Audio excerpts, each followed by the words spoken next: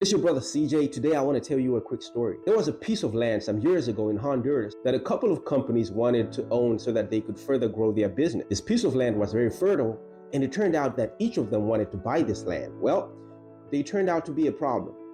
The land was not owned by one, but two owners who had claim to that same piece of land. Because there was this dispute and nobody could quickly solve it, both companies resolved to doing what they do to be able to get that land. The first company was a big company, a conglomerate, and what they did, they hired all of their lawyers, sat down with their delegation, and they started to dig out every single document that was associated with the land that they wanted to buy. The second company was a small company, kind of like your business, my business. And what that company did was they went ahead and they started to talk to both of the owners or the proclaimed owners of the land. And they made a separate offer to each of those owners and made sure that each one was satisfied. Then they bought the land and secured it.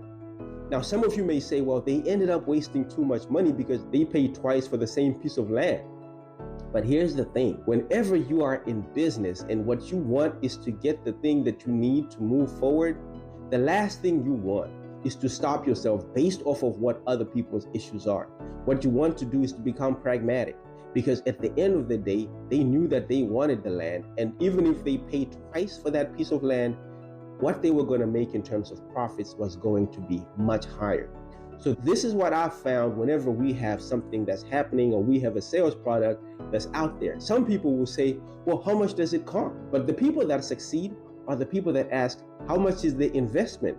Because they automatically recognize that when you invest something, the expectation is you put your money in so that you can get something back, something greater, something far greater than the amount that you put in. And the question you got to always ask yourself is, whenever you're getting ready to buy something, are you just buying something that costs you money, or are you purchasing something as an investment? And if you start looking at life and purchases that you make as investments, you're going to realize that you're going to make wiser buys, wiser purchases, because everything that you buy, you're going to invest into something so that it can grow before you start spending. One of the differences that I've learned between the rich and the poor is that the poor are going to always be buying things which cost them money because it's always something that they're going to use for themselves. The rich, or those that intend to be rich, are always going to buy something as an investment, which is going to help them to further grow their money. So they never spend the original money. They spend the money that comes from the investment that they made, and they always spend the baby money. I hope that that helps. And I hope that that helps you going into the future.